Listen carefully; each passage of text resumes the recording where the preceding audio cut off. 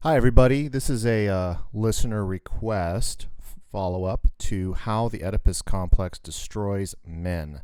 And my blog article by that same title is by far my most popular. I mean, that article gets the most hits every day. In fact, it's caused me to want to focus on that topic, and it definitely gets the most interest. I'm not a clinical psychologist, so as I always say, please speak to your healthcare professional first. Everything I say is purely for informational value, entertainment value, but I've had licensed therapists write me about that article. They've handed that out to people and went over really well, and there's a lot of interest around it. So I just want to summarize by saying, that does not mean that you want to have sex with your mom. I mean, that is at the absolute extreme levels of abuse. There's that Jimmy character from what was that HBO show, Boardwalk Empire? Was that Showtime or HBO? One of those. And yeah, there was that going on with that Jimmy character where he was literally like having sex with his mom. Most of us who have this issue, it's much more subtle than that. Okay, but when you get down to brass tacks, what it means is that you are recreating the emotional dynamic, and in some ways the physical dynamic, the way you interact with a man, with the way that the women that you date, the relationships, marriages, the romantic interactions that you have with women are recreations of the relationship that you had with your mother. So the reason why the Oedipus complex destroys men is because you're not functioning as a man really at all. When you're in that space, you're in boy space, you're in wounded child space. So the way to tell is that how do we designate the difference between a child and an adult? Well, it's because of sexual maturity. Like a child is not capable of understanding what those things are, and an adult is, and so you could be of reproductive age, I suppose, as a minor, but it's not really appropriate. And so in our society, and happen to agree that that's 18 years of age, we say that's where we draw the line. That's why we say you're an adult and you're mature enough at least to make decisions, although that's debatable, but it's got to start somewhere, right? You got to have a line in the sand where it's okay, you're an adult now and you can act on your own. If the relationship is based on emotional caretaking rather than sexual fulfillment, when a man sees his wife from across the room or whatever, and it's a caretaking type of relationship, it's codependent rather than two adults, supporting each other and getting along, then I would say that it's Oedipal. So the reason why the Oedipus complex needs to be broken is because when you're a little baby and you're 2 years old or younger, maybe up to about 6, because you can't really do much of anything until you're about 6 years old. You're pretty much helpless, meaning your dad can't give you a little project. You can't be his little special helper, even though you can't do anything, but you can kind of go through the motions, and that's really where it starts. So I have an example. I have several examples in the materials I've written of how your dad might initiate you, which is by just taking you away from mom for a while, severing the caretaking connection, because if you need a mom figure to take care of you, then you'll always be a helpless infant. Okay, so now the way it was explained to me, you might think that these are always recreations of a enmeshed, smothering relationship with the mom figure. But actually what a man might do is he might seek that out because he got the opposite from his mother. So my father is a good example of that. So he always dated mommy figures who kind of took care of him, right? Patted his head. He had a wife once he described as nurturing. She's very nurturing. I asked him once, what do you mean by that? He said, well, she pats his head. She treats him like a baby, and does all his laundry and drives him around and, is basically a mother. But in that instance, it was not a recreation of the relationship he had with his mom. It was everything that he was missing from his mom. His mom was very cold. My grandmother on my father's side, so my dad's mom, was very narcissistic, very cold, almost heartless, ruthless, very cruel, very condescending.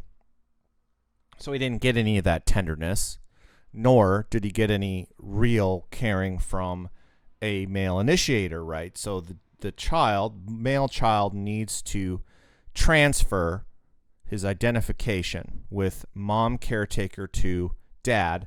And dad is not the mother's teat, but he offers mysteries. He offers rights. He offers power.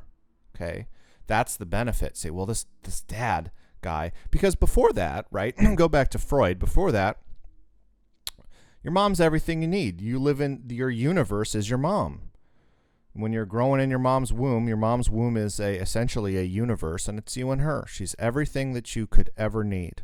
Why would you ever sever that connection? But you won't function as a man. You're no good to the human race, no good to your tribe, no good to yourself, no good to a real spouse, unless you can function.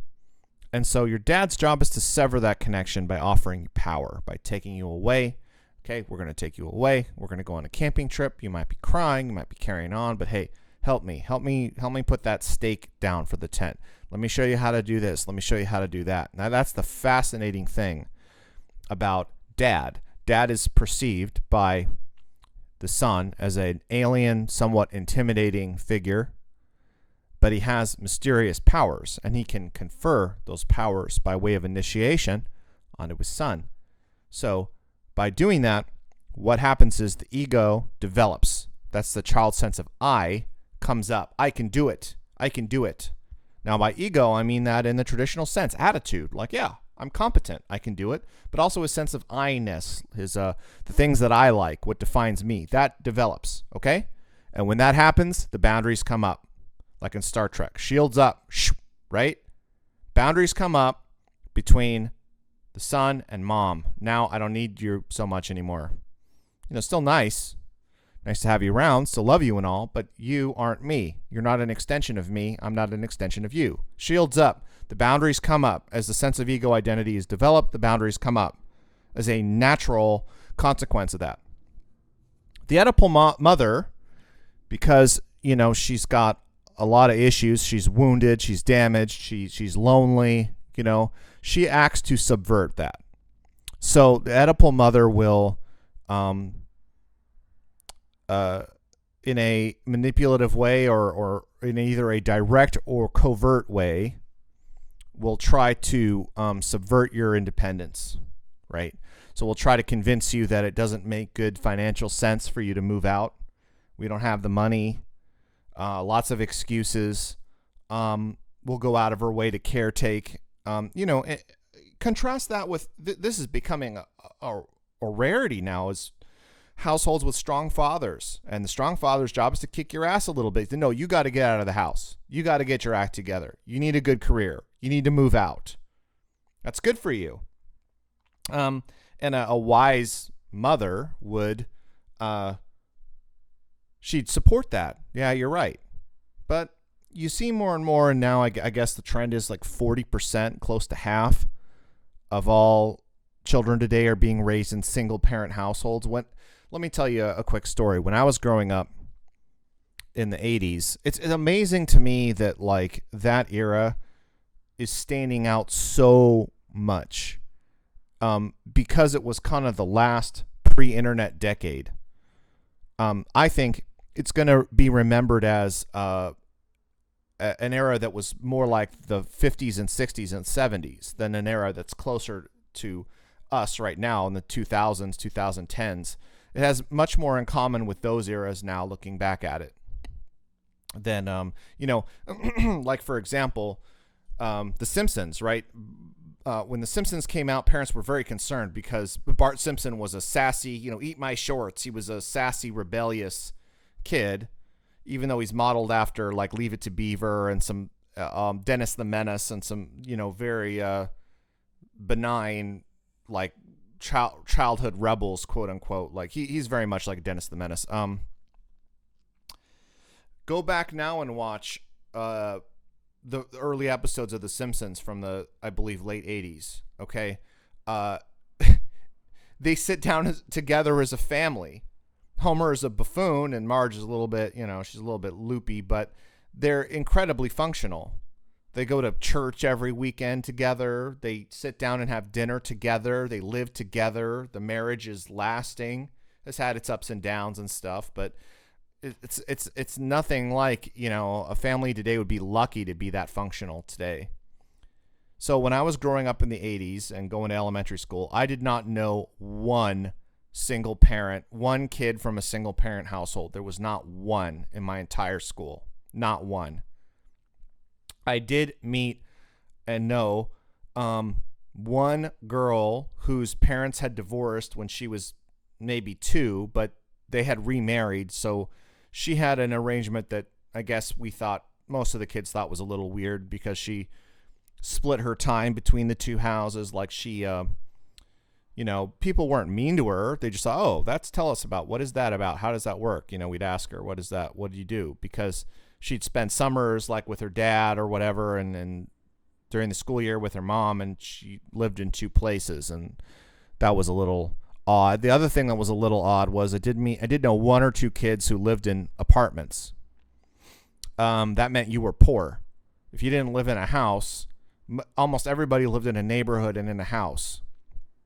If you lived in an apartment, you were like poor, like,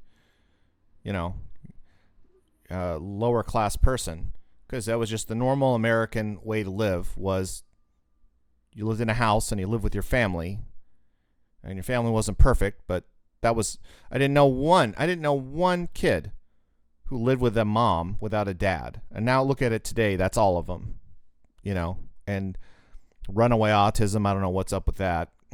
But something's definitely changed. So like my mother did,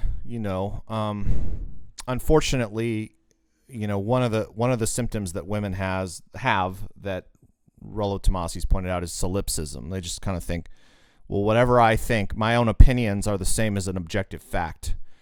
It's very commonplace. Like that's why, I think a lot of women today, they appear to be very narcissistic. Like they lambast you with their opinions and stuff, because it's kind of never really been put in check with a little humility. Like, yeah, but you have to be nice to people. You have to temper that a little bit. So anyway, the Oedipal mother thinks, well, I can raise him to be a man. I can raise my son to be a man. No problem. The problem is you don't know what that means. You can't empathize with that. Developing boys have very unique needs. They need initiation. They need a break from the mother. They need to do it in a way in which they identify with a father figure. So if the mom is the one doing it, so you might be a single mom listening to this and think, oh, no problem. Well, I'll just be more of a hard ass, and I'll kick his ass around and get him to get a job and get him to do well in school and move out. It's like, no, but it's not interpreted the same way. It's interpreted as being tormented by a female overlord, by a ruthless, Ursula-like queen who is castrating you rather than someone you can identify with. And that's all subconscious, right?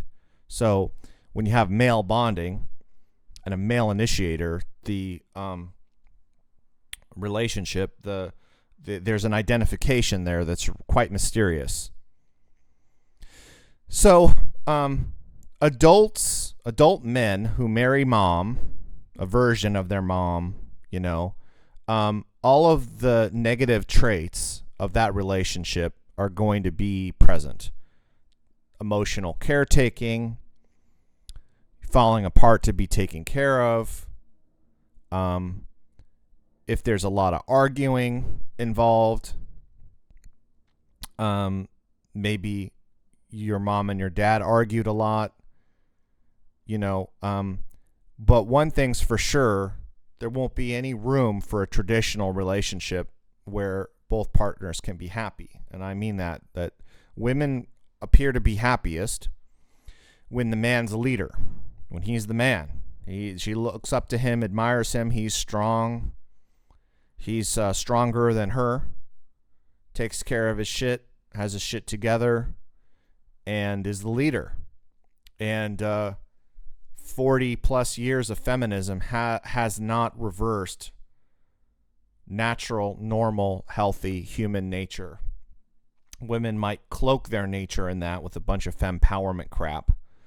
I've seen a lot of that stuff, but it's great if you're a woman and you're an entrepreneur, and please do those things. Like, do the things that bring you fulfillment. But this idea of equality, meaning men and women, not equal rights, but the same, men and women being the same, which we call equalism.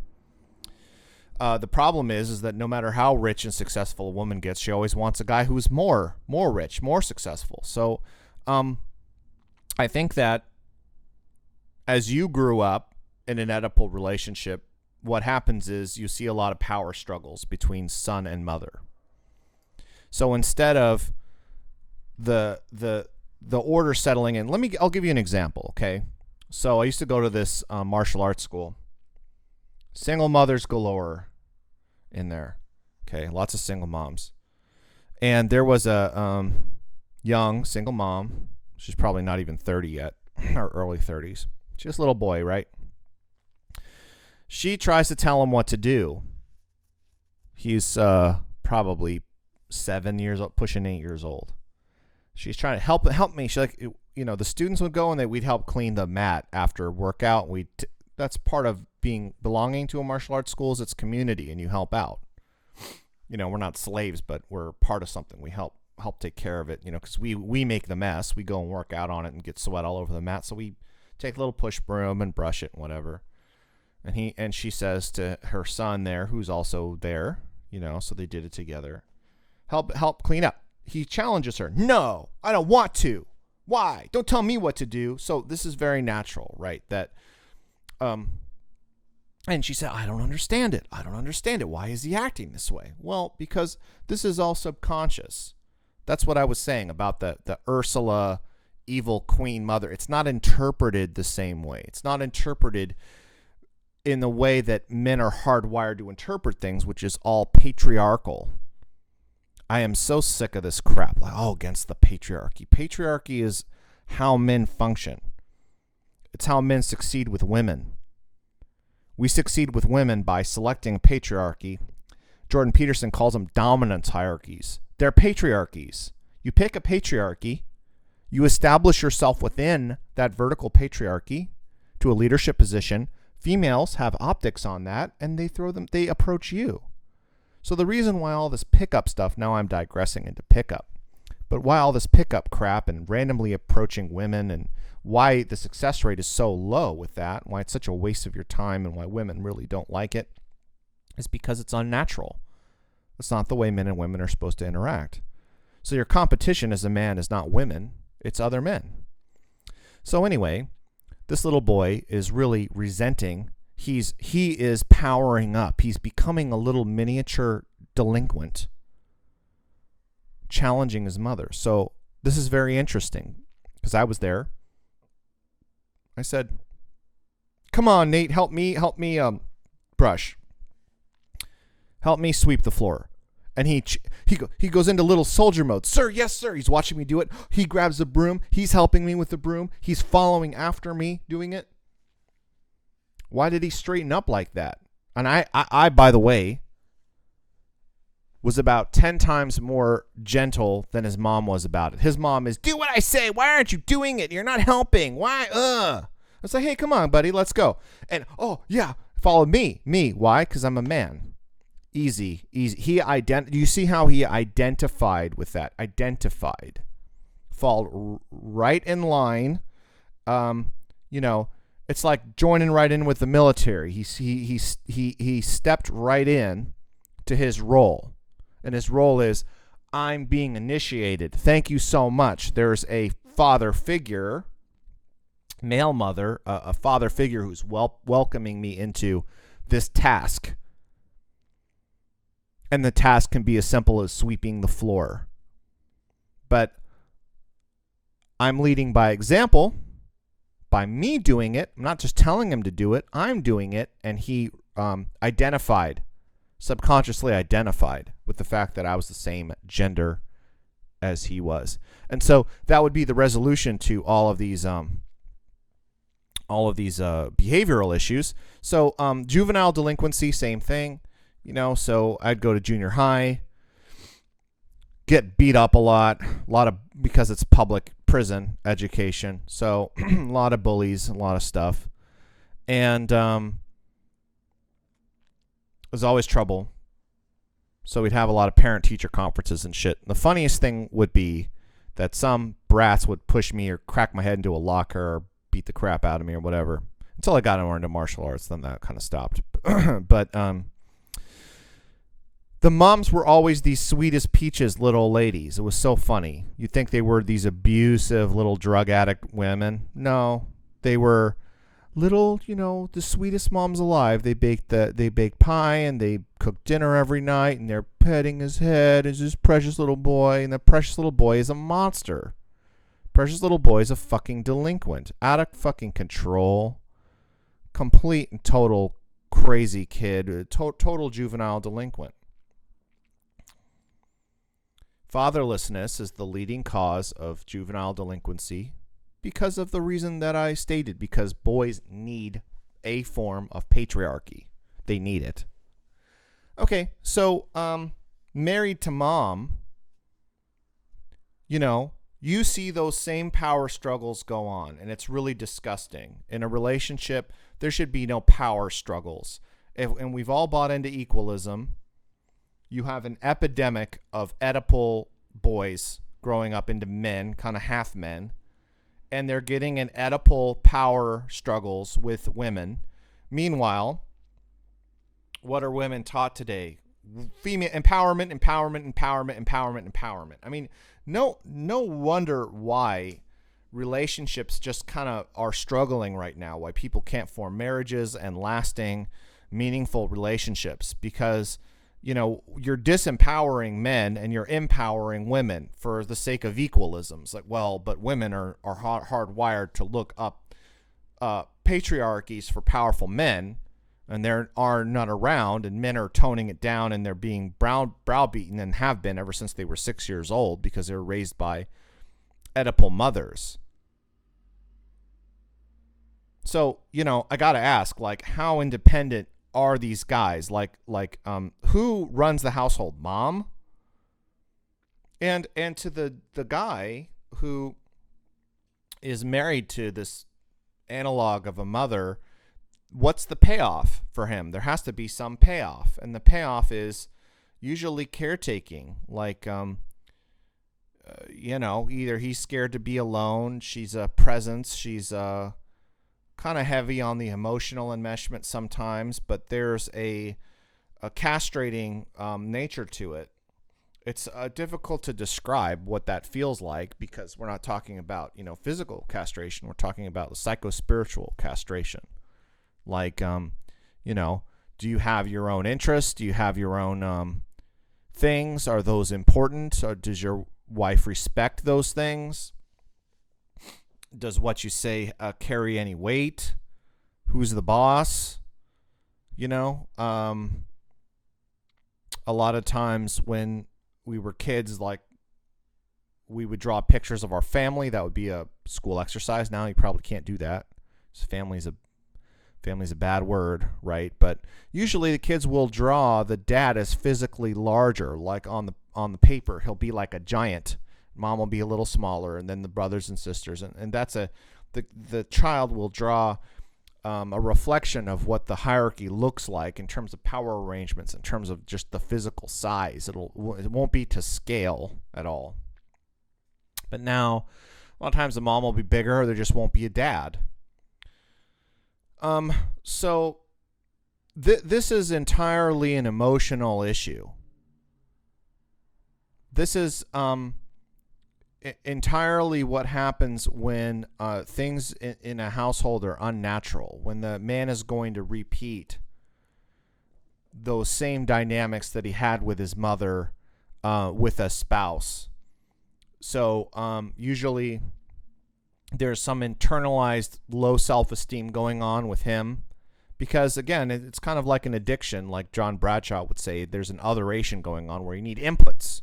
You need to be smothered. You need to be caretaken. You need to be, you need to drown yourself in porn or sex or drugs or alcohol. That's emptiness on the inside. And then you need inputs from the outside. So it's been said that a man is more generative, that he's confident.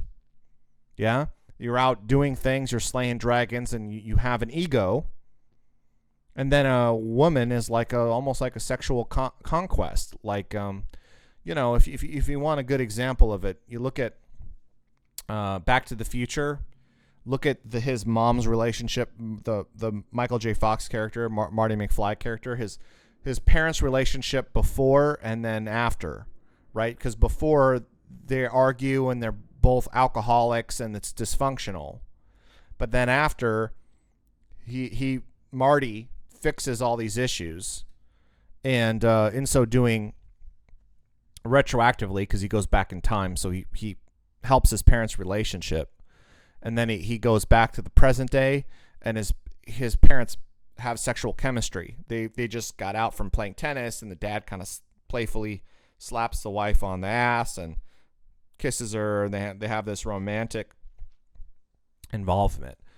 So again, that is not existent in an Oedipal partnering at all. Like, you have to be two adults where she's a woman and you're a man, and there's this chemistry, sexual chemistry going on along traditional natural gender roles and relationship roles in order for that to be operating properly. And usually in the Oedipal situation, it's everything but that. The man is a man-child. He's some kind of moron. It's not really clear what his purpose is, but you kind of are clinging to each other. Mom rules the roost. She's the boss. So the Oedipal situation happens when you're a child, when mom steps up into the dad role. She wears the pants. Our language is full of subconscious examples of what's happening. It's like she wears the pants. It's like, well, that means she's trying to be a man. Your mom thought, no, I'll be the dad. I'll raise him to be a man, and then she'll, project her kooky ideas of what a good caretaker should be. So your mom was attracted to kind of a bad boy, which is probably why she slept with your dad to begin with.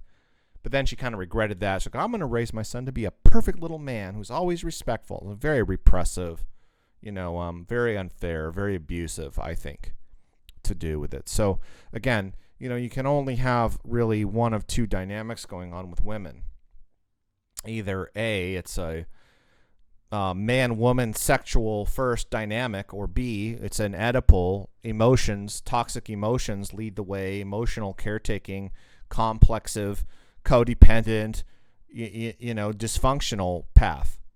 And so that's probably it today. Again, sorry for the delays on these episodes. I've been restructuring, reorganizing things. Check out devinstone.net. I've got a new newsletter up. I've got a book, Emotional Healing for Men, should be dropping sometime into this month if I can. Got a lot to do on that. And shoot me a message on my website, devinstone.net. Peace out.